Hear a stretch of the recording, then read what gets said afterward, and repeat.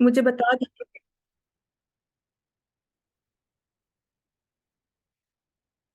अऊज़ु बिल्लाहि मिनश शैतानिर रजीम बिस्मिल्लाहिर रहमानिर रहीम अल्लाहुम्मा सल्ली अला सय्यिदिना मुहम्मद व अला आलि सय्यिदिना मुहम्मद व बारिक व सल्लिम रब्बि इश्रह ली सदरी व यस्सिर ली अमरी वहलुल उक़दतम मिन लिसानी यफ़क़हू क़ौली रब्बि ज़िदनी इल्मा रब्बि ज़िदनी इल्मा या फ़त्ताह या अलीम इफ़्तह लना फ़तहन क़रीबा आमीन या रब्बल आलमीन।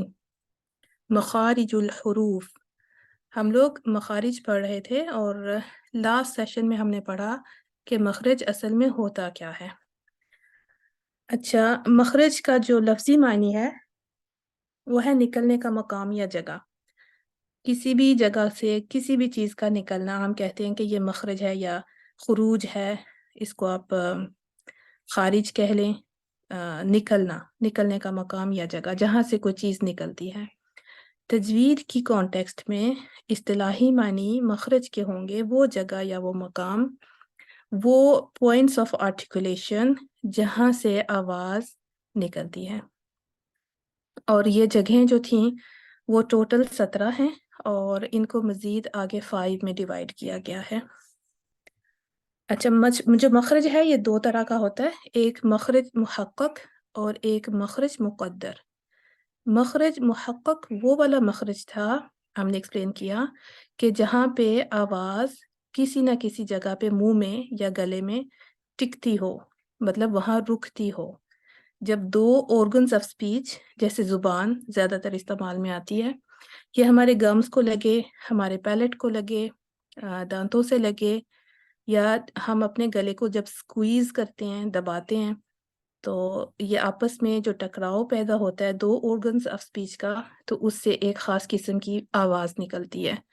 वो वाली आवाज़ जो हम चाह रहे होते हैं, जो उस हर्फ की आवाज़ है, उसको निकालने के लिए। तो इसमें आवाज़ एक जगह पे आके टिकती है। जहाँ पे आके आवाज़ रुक जाए, टिक जाए, वही असल में उस हर्फ का मखरज होता है। तो आम तौर पे हम पढ़ते भी हैं और सुनते भी हैं अपने टीचर से कि अगर आपने मखरज किसी हर्फ का मालूम करना है तो आप उससे पहले उस हर्फ के ऊपर सुकून लगा दें और उससे पहले उसको फतहा के साथ पढ़ें। फॉर एग्जांपल, अगर मैंने बा का मखरज देखना है तो मुझे क्या करना होगा, मैं लिखूंगी हमजा फतहा आ और उसके बाद बा सुकून, तो मैं कहूंगी अब मैं इसको बाउंस नहीं कर रही, इसके ऊपर कोई कलकला नहीं कर रही।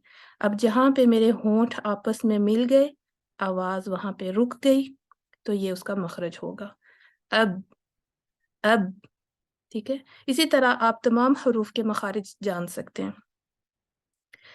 और मखरज मुक़द्दर वो वाला मखरज है जहाँ पे आवाज़ किसी एक जगह पे रुकती नहीं, पिन पॉइंट नहीं का हम कर सकते कि ये एक ख़ास मकाम से निकल रही है, एक ख़ास जगह से निकल रही है, बल्कि ये वो वाला मखरज है जहाँ पे आवाज़ कंटिन्यूअसली जारी रहती है जब तक आप चाहें।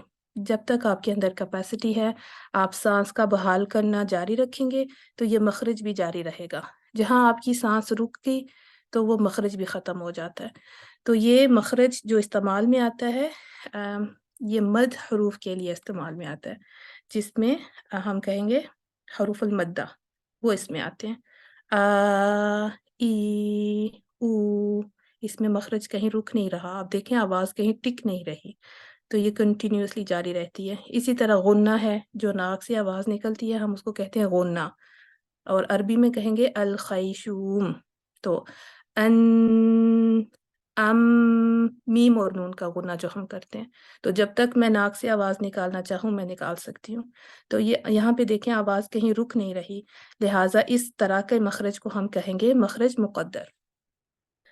अच्छा,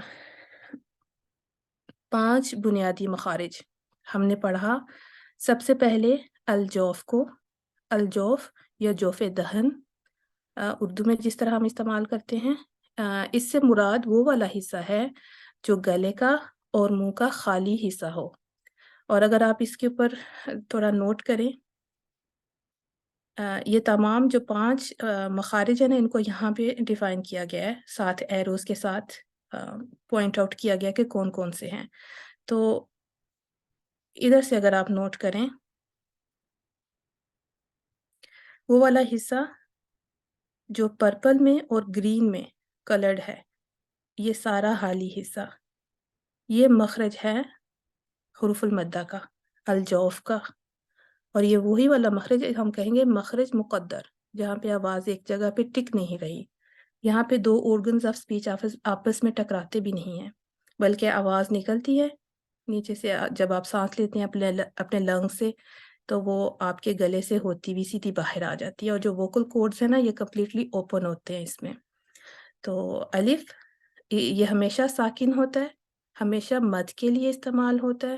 اس کے اوپر عثمانی اسکرپٹ میں جو ہم اسکرپٹ پڑھتے ہیں نا، جو عثمانی اسکرپٹ ہے، مجیدی اسکرپٹ نہیں جو ساؤتھ ایشین ہے اس کا نہیں، ہم یہ تجوید بھی جو پڑھ رہے ہیں نا یہ عثمانی اسکرپٹ کو اس حساب سے پڑھیں تاکہ آپ عثمانی اسکرپٹ کو بہتر جان سکیں، اس کے لیے آپ کے لیے وہ پڑھنا آسان ہو۔ تو یہ تجوید کے رولز بھی ہم ان کے قاعدے بھی اسی جو ہے وہ طریقے سے پڑھ رہے ہیں، اسی کے لیے پڑھ رہے ہیں۔ تو اس میں الف کے اوپر کبھی کوئی حرکت نہیں آتی، ہمیشہ یہ ساکن رہتا ہے، اور اس سے پہلے ایک فتحہ ہوتی ہے۔ اوبیسلی الف سے پہلے کوئی نہ کوئی ایک حرف ہونا چاہیے جس کو الف کھینچ رہا ہے، جس کی آواز کو لمبا کر رہا ہے، اور اس حرف کے اوپر زبر ہوگی۔ تو ہم فار ایگزامپل کہتے ہیں با فتحہ الف، با، با، اس کو 2 کاؤنٹس تک کریں گے یا 2 حرکات تک سٹریچ کریں گے۔ واو ساکینہ، اور اس سے پہلے کوئی حرف ہوگا، اس کے اوپر ضمہ ہوگی، تو جو واو ہے اس حرف جس کے اوپر وہ ضمہ ہے اس کی آواز کو کھینچے گا۔ فار ایگزامپل با ضمہ بو، اب بو کی آواز کو لمبا کرنا ہو، اب واو ساکینہ آگے لگا دیں تو بو، وہ لمبی ہو جائے گی۔ یہی طریقہ کار ہم یا کے ساتھ کریں گے، یا ساکینہ اور اس سے پہلے کوئی حرف جس کے نیچے کسرہ ہوگی، ہم اس کی آواز کو لمبا کریں گے، با کسرہ بی، بی۔ آپ نے نوٹ کیا ہوگا کہ واو اور یا سے، یا کے بعد میں نے ساکینہ کا یہ لفظ لکھا ہے، اس کی وجہ یہ ہے کہ ہمارے پاس ایک تو مد واو ہے اور ایک نارمل واو ہے جس کے اوپر فتحہ کسرہ ضمہ آ جاتی ہے، جیسے ہم کہتے ہیں واو فتحہ وا، واو کسرہ وی، واو ضمہ وو، یا فتحہ یا کسرہ ی، یا ضمہ یو، ٹھیک ہے، وا وی وو، یا ی یو۔ تو ہمارے پاس 2 طرح کے واو ہیں، 2 طرح کے یا ہیں، ایک وہ جو صرف مد کے لیے مختص ہے، صرف حروف المدہ ہم کہیں گے کہ یہ حرف المد ہے، اور ایک وہ جو نارمل ہے اس کو ہم کہیں گے متحرک، واو متحرک، اس کے اوپر کوئی نہ کوئی حرکت آتی ہے، اور یا متحرک جس کے اوپر حرکت آ جائے۔ تو الف جیسے میں نے کہا اس کے اوپر کبھی کوئی حرکت نہیں آتی، وہ ہمیشہ ساکینہ رہتا ہے، لہٰذا اس کے بعد ساکینہ لکھنے کی ضرورت نہیں ہے۔ لیکن اس کو اس سے مختلف کرنے کے لیے جو واو متحرک ہے اور یا متحرک ہے، ہمیں یہ اسپیسیفائی کرنا ہوگا، جب آپ زبانی کلامی بھی کسی کو بتائیں سمجھائیں تو آپ کہیں واو ساکینہ اس سے پہلے ضمہ، یا ساکینہ اس سے پہلے کسرہ، اور اگین ان حروف کے اوپر بذات خود کوئی حرکت نہیں ہوتی۔ یہ اسی طرح آپ کو ایمپٹی ملیں گے، خالی ملیں گے، ایون سکون کا سائن سمبل بھی ان کے اوپر نہیں ہوتا، یہ خالی ہوتے ہیں۔ تو یہ اس میں اہم تھا، اور مخرج میں نے آپ کو بتایا کہ کس طرح ہے، یہ والا حصہ یہ پورا اس میں شامل ہے۔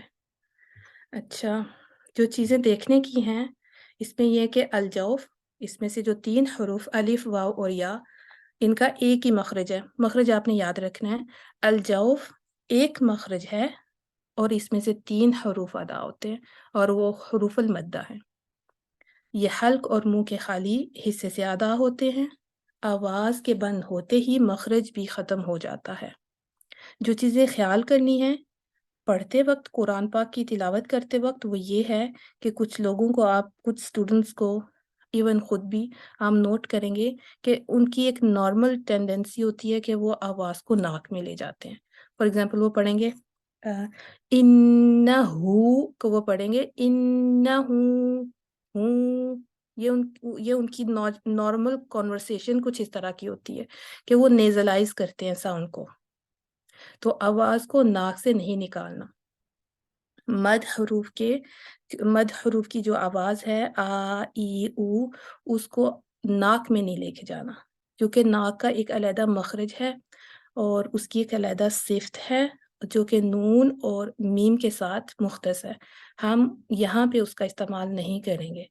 तो जब भी आप ये नोट करें कि खुद या कोई स्टूडेंट आपका नाक से आवाज़ पैदा कर रहा है, तो आप उसको ये कहें कि नेज़लाइज ना करें, बल्कि ओरल साउंड पैदा करें। 100% ओरल साउंड होनी चाहिए, मतलब मुंह से आवाज आए, हु इन्नहु। अच्छा, पूरी आवाज हल्क और मुंह से आनी चाहिए। ये था रिवीजन जो हमने पहले सेशन किया उसका। नेक्स्ट जो हमारा मखरज है वो है हल्क का। ये भी बहुत इंपॉर्टेंट है। अलजौफ हमने कर लिया, एक मखरज है, उसमें से 3 हरूफ अदा होते हैं। हम अब बढ़ते हैं अलहल्क की तरफ। अच्छा, अलहल्क से जो कि गला है, गला कहलाता है उर्दू में, इसमें से इसके 3 मखारिज हैं और इसमें से 6 हरूफ अदा होते हैं।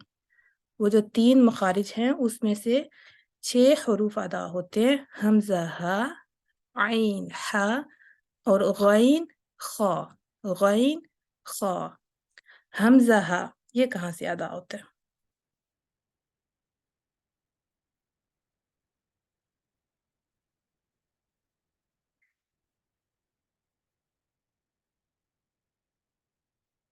अच्छा, हल्क को पहले आप देख लें कि हल्क का हिस्सा कौन सा है। हल्क में क्या-क्या चीज़ें शामिल हैं? कहाँ से कहाँ तक हल्क है? तो ये जितना आपको पर्पल हिस्सा नज़र आ रहा है, ये हल्क का है, ठीक है? ये पर्पल हिस्सा, यहाँ से लेके यहाँ तक हल्क है। आप ये नोट करें कि इसमें रूट ऑफ द टंग भी शामिल है, ज़ुबान की जो जड़ है, वो भी शामिल है। कहाँ से लेके कहाँ तक वो नोट कीजिएगा। और ऊपर ये जो चीज़ है ना, ये यूवला, उर्दू में कहेंगे कौवा। और अक्सर आप बच्चों को रोते हुए देखो ना, तो उनके गले में वो एक चीज़ ऊपर से लटकती हुई नीचे नज़र आती है, वो ये है। ये इसको यूवला कहते हैं। तो ये यहाँ तक पूरा हल्क का हिस्सा है, ठीक है? यहाँ से शुरू हो रहा है। ये जो उभरी हुई चीज़ है ना, ये हम देखते हैं अक्सर मर्दों की ज़्यादा नज़र आती है। तो वोकल कॉर्ड्स या कार्टिलेजेस, जो भी इसको आप कहें। तो ये जो उभरी हुई चीज़ है ना, ये यहाँ से शुरू हो रहा है, ये वाला हिस्सा, ये वोकल कॉर्ड है और यहाँ से लेके यहाँ तक हमारा हल्क है। सबसे निचले हिस्से से अक्सल हल्क, यहाँ से हमज़ा हा अदा होता है। तो अब आप क्या करेंगे, आप हल्क को 3 हिस्सों में डिवाइड करेंगे।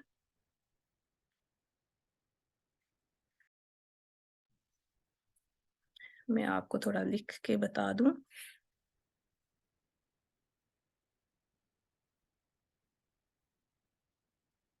ये हल्क मैंने ड्रॉ किया, इसको मैं 3 हिस्सों में डिवाइड कर रही हूँ। 1, 2 और ये ऊपर वाला हिस्सा 3, ठीक है? ये मेरे 3 मखारिज हो गए। अक्सल हल्क, अक्सल हल्क, अक्सा का मतलब होता है दूर का, ठीक है? जो दूर हो, अक्सल हल्क, अक्सल हल्क।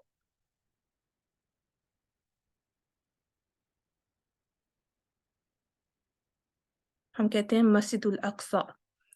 अक्सा का मतलब ही होता है दूर की मस्जिद, दूर की जगह। अक्सा, दूर, फार, फर्देस्ट। अक्सल हल्क, हल्क का दूर का हिस्सा। फिर आ जाता है वसतुल हल्क,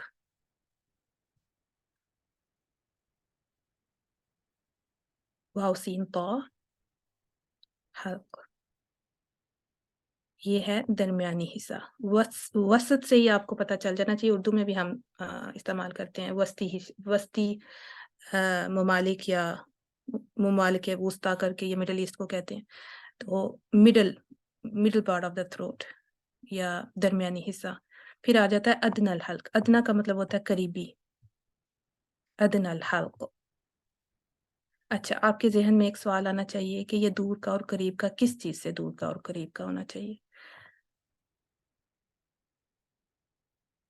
तो ये कंपैरिजन हम मुंह से करते हैं कि होंठों से दूर, ठीक है, मुंह से, मुंह की ओपनिंग से दूर अक्सल हल्क है।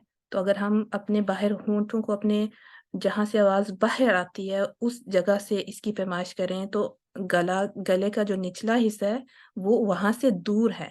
तो उसका कंपैरिजन हो रहा है कि अक्सल हल्क, तो मुंह से ये सबसे ज्यादा दूर कौन सा वाला मखरज है?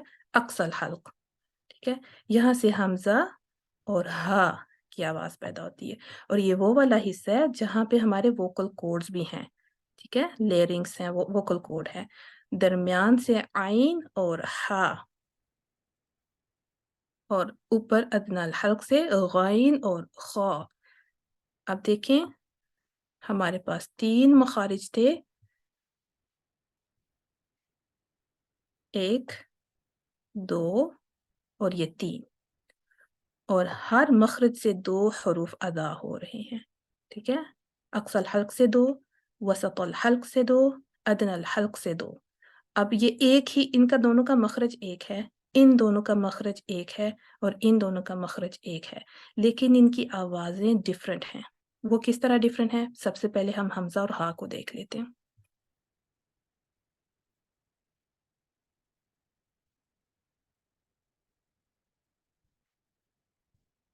अच्छा, ये देखें हमज़ा हा, ये वो वाले हिस्से से अदा होते हैं जो अक्सल हल्क है, और इनका ताल्लुक, इनकी आवाज़ का ताल्लुक हमारे वोकल कॉर्ड से है।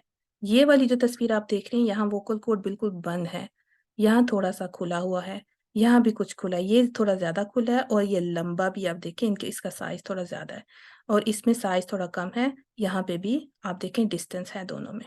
अच्छा, वोकल कॉर्ड को जानने के लिए, वोकल कॉर्ड होता क्या है? बहुत इम्पोर्टेंट है इसको जानना। तो मैं आपके साथ शेयर करूँगी।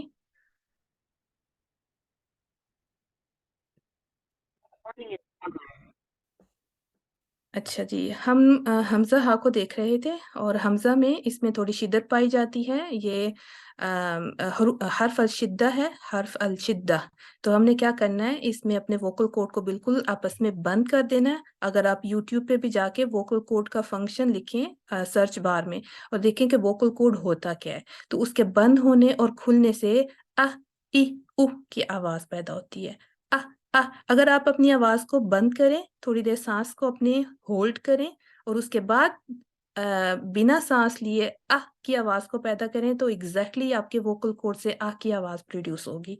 अ, इ, उ, अ, इ, उ। जब आप इ, उ कह रहे हैं, तो आपने साँस नहीं लेनी। तो 1 आध मिनट के लिए अपनी साँस रोक के ये साउंड प्रोड्यूस करें, इंशाल्लाह आपकी आवाज़ बिल्कुल, इसका मखरज भी ठीक होगा, आवाज़ भी ठीक होगी। लेकिन देखें, इसी के ऑपोज़िट हा की सिफ़ात डिफ़रेंट हैं।